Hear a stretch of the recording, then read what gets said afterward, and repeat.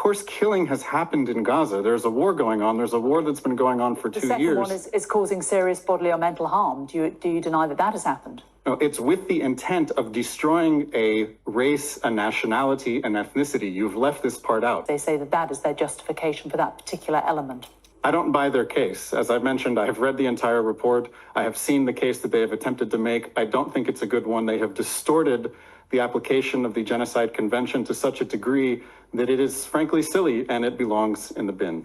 Is Israel committing a genocide in Gaza? Well, the short answer is no, but that's the line of thinking that's being used over here in this clip from Sky News. Listen to how the reporter asks the questions and also listen to the, I think, very good answers that are given in response. So we'll watch this clip together and then talk about it. But first, hit that subscribe button over there in the corner. We'd love to stay in touch. Check this out. The facts that it says it's based, its definition of genocide come from the Geneva Convention.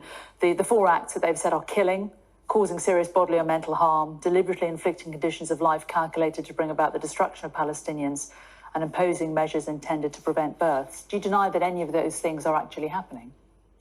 The definition of genocide is the correct one, but the case that it makes is complete nonsense. It does not manage to make its case, although it asserts itself that it makes its own case. I don't buy its case. I know what's happening. I know what the intentions are. I know that there is war going on inside Gaza. It is not a pretty war because Hamas has decided to continue to fight and to continue to hold hostages. Israel's war is against the Hamas terrorist army, which needs to disarm and let the hostages go. Well, let's take the 4 things in turn. Do you deny that killing has not happened in Gaza? It's a silly question. Of course, killing has happened in Gaza. There's a war going on. There's a war that's been going on for 2 years. The second one is causing serious bodily or mental harm. Do you deny that that has happened? No, it's with the intent of destroying a race, a nationality, an ethnicity. You've left this part out. That is the key part. That is key, isn't it? They say that the destruction of a facility that stored embryos, the destruction of health facilities, the fact that women have miscarried babies, they say that that is their justification for that particular element. I don't buy their case. As I've mentioned, I have read the entire report. I have seen the case that they have attempted to make. I don't think it's a good one. They have distorted the application of the Genocide Convention to such a degree that it is frankly silly and it belongs in the bin. They say that you're manipulating the trauma and the suffering of those affected by October the 7th to carry out these acts. I'll give you an example of something that I saw in the report that I thought was completely egregious that was mentioned multiple times.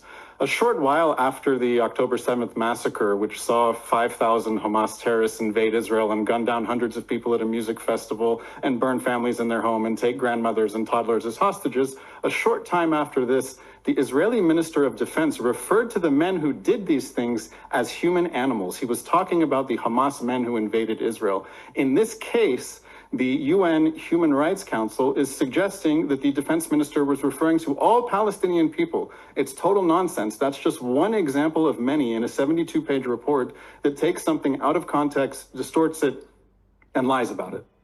A lot of times the word genocide is thrown out there by people that don't necessarily understand what the definition of genocide is. They see that there's a war going on and there's a lot of people dying, and a lot of those people are civilians. And so they put it together that there's a large number of civilians dying, and that must be a genocide. Well, first of all, genocide has its own specific classification as to what makes something a genocide. And the one thing that is important about the definition of genocide is intent. There has to be an intention to kill a specific group of people, to do away with a specific group of people. That in this context could be Arabs, could be Muslims, could be Palestinians. That is, however, that's not the case when it comes to what's going on in Israel. There are millions of Arabs and Muslims that live in Israel proper, that live in the jurisdiction where Israel has governing power in Israel, and they are not only do they live free lives, but they live completely equal in every ability, in every capacity. The university professor, Supreme Court justice, like that is something that is the reality on the ground. There is no apartheid, there's no segregation, there's certainly no genocide going to that particular group. The people that in the densely populated Gaza areas that are civilians, where Hamas purposely embeds themselves amongst them in order to get civilians to be killed, in order to garner world sympathy and world attention. That's the only war that they're able to win, is the PR war. This is not a genocide, because Israel has no intention of killing Palestinian civilians. It just doesn't. That's just not what's going on. In fact, a historian Norman Goda, in an article in the Washington, is not by any stretch of the imagination a right-wing, far-right newspaper. The Washington Post is the Washington Post, and there's an article back in June from historian Norman Goda, who says that what's happening in Israel is not a genocide.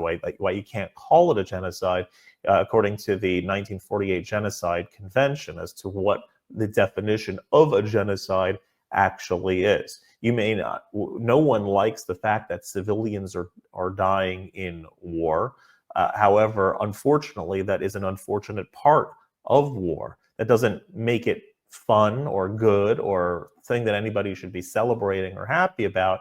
But we have to remember that the responsibility of that, who is responsible for every single death that happens in Gaza, is Hamas. Hamas could have ended the war right after October 7th, give back the hostages, surrender power, right? But Hamas instead has sworn that they're going to do more October 7th at the first opportunity that they get, and they are still holding hostages. Remember that. They are still holding hostages. They don't let the hostages go, and they don't surrender from power because they don't care about their own civilians. They want their civilians to die. This is how they garner world attention. This is how they win the PR war.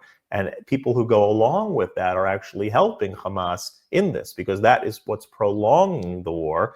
Every time Hamas comes to the table, or is willing to come to there, makes overtures that they're willing to come to the table, they get the agreement is like on the table, and then some moronic Western prime minister or whatnot will say that they support the idea of a Palestinian state, or major news outlets will talk about the whole genocide narrative, and they will feel empowered by it. They won't make a deal, they won't cut a deal, and they back out from the discussion table. Not that there was much of a discussion table to begin with. They are a terrorist organization, but Israel is using every means that they can possibly do in order to end this as quickly and seamlessly as possible. But leaving Hamas in power is not an option, because they're just going to do more October 7th and more October 7th, and that's just not something that Israel can tolerate. The idea of being critical and calling it a genocide, Israel's the only democracy in that whole region of the world.